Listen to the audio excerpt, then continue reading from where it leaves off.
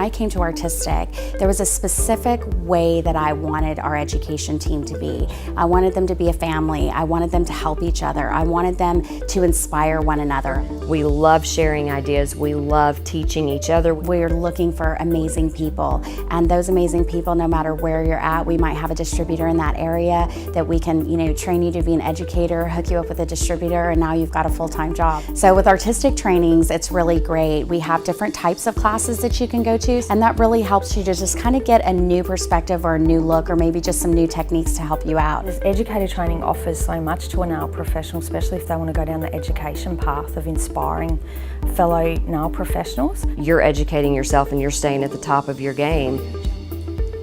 That's the best you can do for yourself and for your business. Coming to educator training is where I get so inspired because everyone has different talents and different strengths. So all of those different reasons to come, it's not just about what you're going to learn from the person that's standing up on the stage, but it's more about what you're going to learn from the person sitting across from you. And it's really a special environment, and it's a special time when we get together for educator trainings, just to be around each other and just to support each other and know that our family of nail technicians are there.